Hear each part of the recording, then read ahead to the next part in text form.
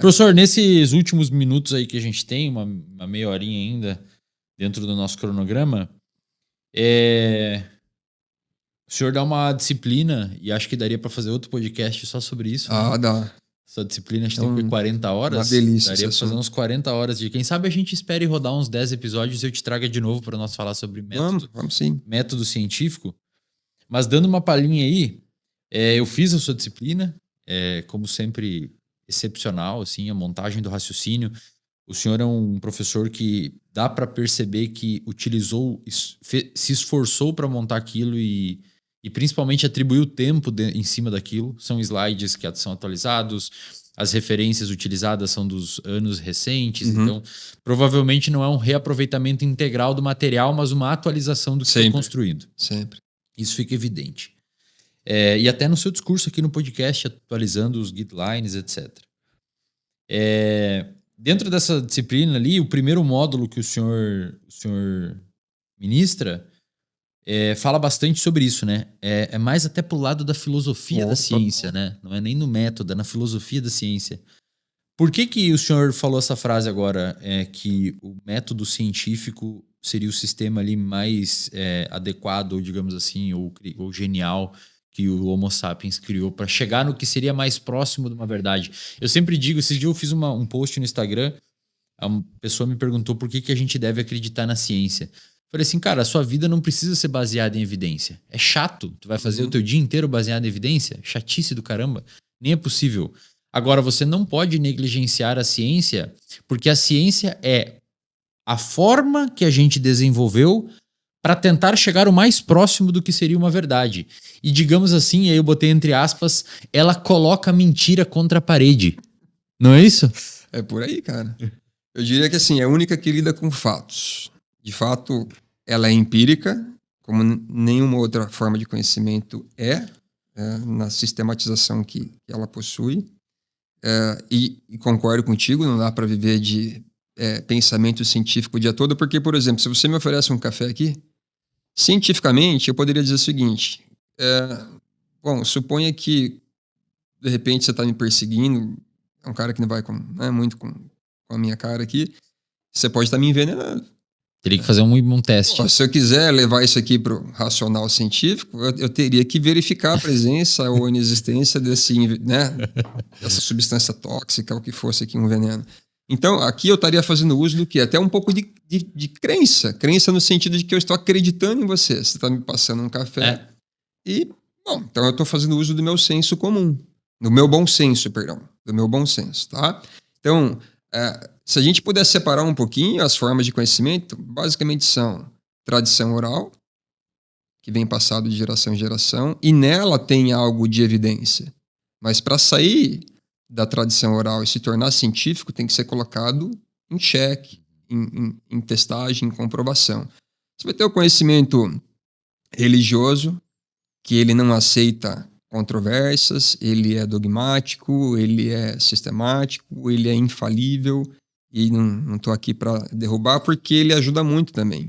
Quem dera a gente tivesse, de repente, mais gente religiosa trabalhando ou pensando em aspectos do bem, né, digamos assim, a despeito dos dogmas que vêm associados às crenças. Você vai ter o conhecimento filosófico, que o Berço está lá na Grécia e foi sensacional, porque ele introduziu isso aqui, a ciência, a dialética. E a ciência também, né? Vem a maiêutica, né? Do Sócrates, quer dizer, é uma resposta com uma outra pergunta e a coisa foi seguindo, só que era muito baseado em observação, em racionalização, o que é fantástico. Então você começava a questionar os dogmas e, de repente, até a tradição oral, para tentar dar uma explicação para os fenômenos da natureza ou até metafísicos. Mas você não consegue pegar, se você discutir aqui direito, né, liberdade, igualdade, empiricamente é difícil. Então isso fica numa esfera que é racional, é lógica, ela não pode ser alógica, mas ela pode ser falível de certa forma, se você conseguir contra-argumentar, ou infalível se não houver um contraponto, mas ela não é demonstrável, né, do ponto de vista material, né? Eu sempre uso o exemplo, você não consegue provar a existência de Deus nem a inexistência. Mas você pode ficar debatendo isso como foi debatido na filosofia e é até hoje, né? E depois vem o científico. que ele é sensacional, porque eu vou dar um exemplo bem prático. Se a gente botar fogo em tudo que é material escrito e não existisse a internet, as nuvens, a gente queima todas as Bíblias, tudo. Tá? Documento, diário, livros. A gente não vai saber nada sobre diabetes, obesidade, farmacologia. Nada. Aí você pega um evento assim, que você quer ferver a água no nível do mar, a 100 graus, e ver se ela entra em ebulição. Bicho, se você estiver fazendo isso em qualquer lugar do planeta, a princípio, você nunca pode afirmar com 100% de absolutismo, mas vai se reproduzir.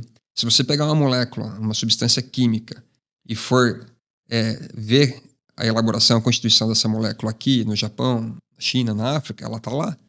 Então, o conhecimento científico é aquele que, primeiro, ele é baseado em fatos, ele é empírico, ele pode ser confrontado, ele pode ser reproduzido, e ele se mantém no tempo enquanto ele não é refutado. Então, assim, é a melhor forma que a gente tem e é humilde, porque aceita a refutação. Uhum. Aquele cientista que não aceita a refutação, ele não está fazendo ciência. Ele está quase mais num dogmatismo do que na ciência, porque não aceita contraponto, né?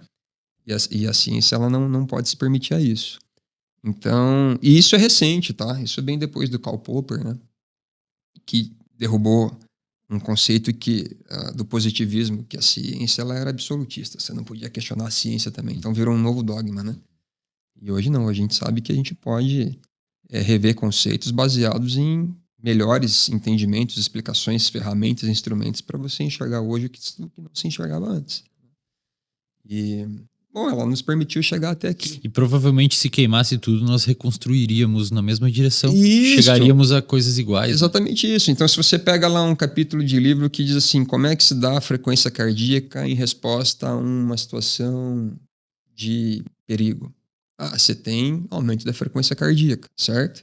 Isso é demonstrável. Você consegue ir lá e verificar, inclusive escalonar se for o caso. Bom, se você fizer isso daqui 1000 anos, se você pudesse voltar 1000 anos e expor uma pessoa a uma situação de perigo, ela ia ter a resposta estressora. Isso é verificável. Então, isso é fato. Então, acho que... E isso não quer dizer que você não precisa dialogar com, digamos, crenças, fés, questões pessoas. Tem nada a ver uma coisa com a outra. Inclusive o Newton era uma pessoa religiosa, tem vários religiosos. Sim, o Claudio Bernard, o Galileu Galilei. Agora, claro, ele não botou Deus nos cálculos, eles souberam separar. Dá para viver em harmonia numa Exatamente. E vivendo com esse lado, digamos, da espiritualidade, te dá um pouco de humildade, de ver, inclusive, que a ciência não responde todas as questões. Cara, tem questão que a ciência não... A origem do mundo. Para onde nós vamos depois daqui? Se é que vamos, entende? Então tem coisas que... Como é que você vai discutir o luto do ponto de vista científico? Não dá. Então, tem que saber qual que é o limite da aplicabilidade dela.